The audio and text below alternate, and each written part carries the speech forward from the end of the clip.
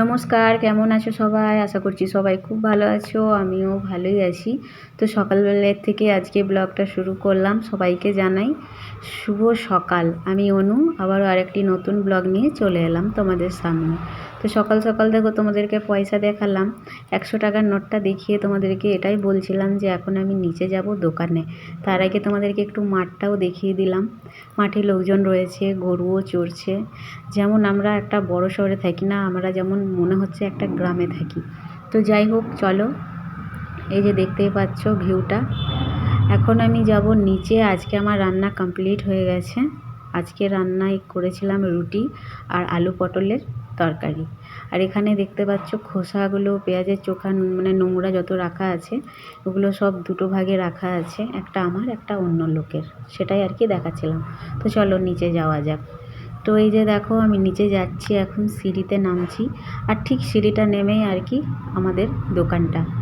আজকে জানো তো, যখন সকালবেলায় ঘুম থেকে উঠেছিলাম তখন বেশ ভালোই ছিলাম, কিন্তু যখন ভয়েসটা দিচ্ছি তখন শরীরটা প্রচুর খারাপ। অফিসেও গেছিলাম, অফিস থেকে তাড়াতাড়ি ফিরেও গেছি। ওই আসার ইচ্ছে ছিল আমার 1টা-2টোর সময়, কিন্তু তাও 5:30 বেজে গেছিলো।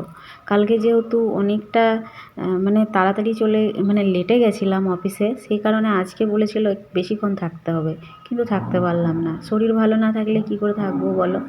তো যাই হোক, দুধটা নিয়ে নিয়েছি, আর আনার পর এখানে কফি বানিয়ে নিলাম। তারপরে একটু কফি খেয়ে নিচ্ছি। তোমাদের দাদাভাই এখনও ওঠেনি।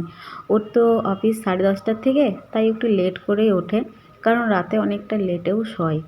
দেখো, ছেলে মানুষ তো, কাজে থেকে আসে, তারপর একটুখানি বসে, গল্প টল্প করে, খাওয়া দাওয়া করে, তারপরে একটু মোবাইলও দেখে, তারপর শুই। শুতে শুতে ও 12:30 1টা বেজে যায়।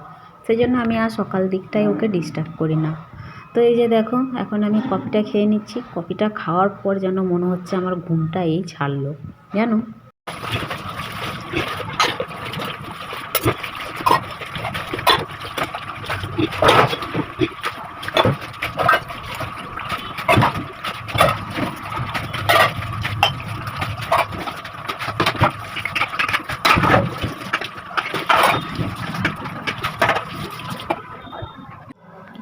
এই বাসনগুলো ধোয়া হলো।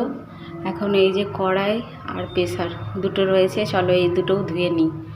শরীরটা ভালো নেই জানো তো, শরীরটা কী যে হচ্ছে কি বলবো, চলো পরে দেখা হচ্ছে। তো এই দেখো সব ধোয়া হয়ে গেছে। এবার ওয়াশরুমে যাই। ওয়াশরুমে এই দেখো জামা কাপড় রয়েছে। একটা জামা না 2 দিনের বেশি আর পরা যাচ্ছে না, তাই ভাবলাম যে এই যে চলো কাপড়গুলো ভিজিয়ে রাখি, সময় পেলেই কেচে নেব। অফিস থেকে ফিরেছি, অনেকটাই টাইম হয়েছে। অফিস থেকে ফিরেছি তখন 5:30, প্রায় 5:30 নাগাদ ফিরে গেছি। তারপরে এসে একটু শুয়েছিলাম। আজকে শরীরটা একেবারেই ভালো নেই, তবুও কিন্তু সংসারের কাজ আমাদের করতেই হবে। যতই শরীর অসুস্থ থাক আর যাই থাক, সংসারের কাজ আমাদেরকে করতে হবে। আবার সংসার অবশ্যই করতে হবে, তার সাথে অফিসও রয়েছে। তো কী করব বলো, বর গেছে নিজের কাজে, আর আমিও নিজের কাজ করছি। ওর আস্তে আস্তে রাত 10:30 বেজে যাবে, ততক্ষণ ভাবলাম বাকি কাজগুলো করে নিই। সেই যখন আমাকেই করতে হবে, তাই না? চলো এগুলো ভিজিয়ে রেখে দিলাম। এখন রান্নাবান্না করব। রান্নাবান্না করার পর আজকে বেশি কিছু করব না। 2 দিন থেকে খুব রিচ খাওয়া হচ্ছে। একদিন চিকেন হলো, একদিন বিরিয়ানি হলো, আর আজকে ভাবছি একদম নর্মাল খাওয়া দাওয়া করব। তো চলো এটা ভেজানো থাক, 1 ঘন্টার মতো ভেজানো থাক, তারপরে কেচে নেব। আর এই জামা কাপড়গুলোর মধ্যে একটাতেও রং উঠবে না। যদি ভাবো এটাই রং উঠবে না। তাই কারো গায়ে কারো রং লেগে যাওয়ার কোনো সমস্যা নেই। থাক ভিজানো, এটা ধুয়ে নিই।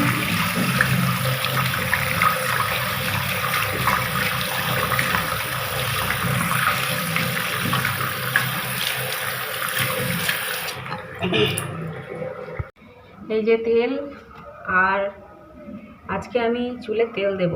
সকাল দিকটায় একেবারেই সময় পায় না চুলে তেল দেওয়ার মতো, আর প্রচণ্ড মাথা ব্যথা করছে, মানে জ্বর জ্বর ভাবও লাগছে।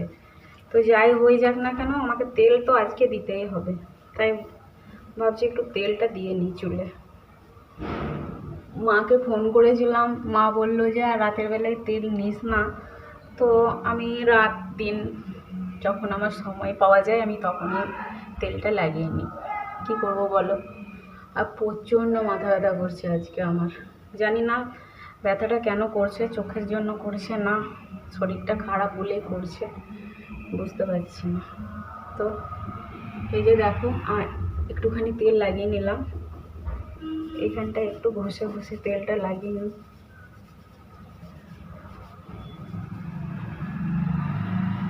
ঘষে ঘষে তেলটা লাগিয়ে নিলাম। আর এখন আমি চুলটাকে এরকমভাবে মুড়িয়ে খোঁপা করে আর রেখে দেবো। বিছানা চাদরে লাগবে জানি তেল, কিছু করার নেই, আমার শরীরের আগে কিছু না, তাই না? তো চলো, এখনও রান্নাবান্না বাকি আছে জানো তো বন্ধুরা। এই ভাবলাম যে তেলটা লাগিয়ে নিই চুলটায়, তারপরে রান্নাটা বসাবো। এখন ঘড়িতে বাজে 8:30। সেরকম রাত হয়নি আমাদের এখানে, সেরকম রাত হয়নি আমাদের এখানে। সবাই এই টাইমটায় বেরোয় আর কি। এই টাইমটাই সবাই আমাদের এখানে ঘুরতে বেরোয়। মানে যেমন ধরো যখন আমরা ওয়েস্ট বেঙ্গলে থাকি তখন আমরা সন্ধ্যের দিকটাই বেরোই। 8:30টার পর কিন্তু কেউ বেরোই না। আমরা যতটা পারি 8:30টার পর আর কি বাড়ি ঢুকে যাওয়ার চেষ্টা করি, কিন্তু এখানে দেখি সবাই 8:30টাতেই বেরোচ্ছে, কোনো টাইম টেবিল নেই। যার যখন ইচ্ছে সে তখনই বেরোয়, উঠলো বাই না মক্কা যায়, সেই অবস্থা। চলো, তেলটা দেওয়া হয়ে গেছে, এখন আমি চুলটাকে বেঁধে নিই। সত্যি যখন ছোট ছিলাম তখনই ভালো ছিল। মা কি সুন্দর মাথায় তেল মালিশ করে দিত, আর ঘুম চলে আসতো। ছোটোর দিনগুলো মনে পড়ে জানো, খুব মনে পড়ে। যদি সেই ছোটোবেলায় ফিরে যেতে পারতাম তাহলে ভালো হতো। কথায় আছে না, যখন ছোট ছিলাম তখন বড় হওয়ার জন্য মরছিলাম, আর যেই বড় হয়ে গেলাম সেই ছোট হওয়ার জন্য মরছি। কি করব?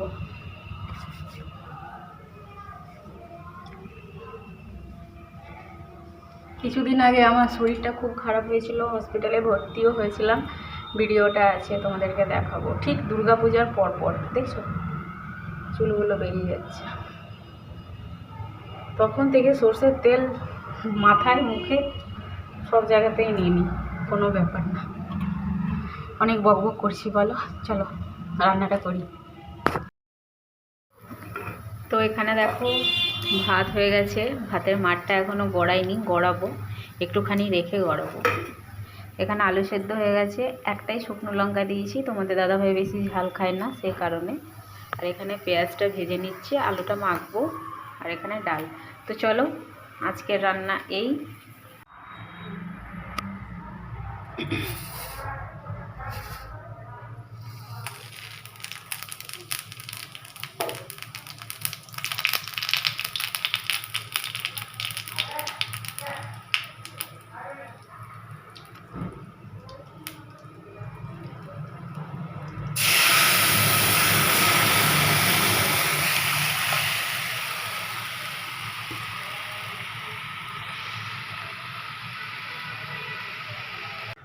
রান্নাবান্না কমপ্লিট, আর এদিকে আমার বিছানাও রেডি।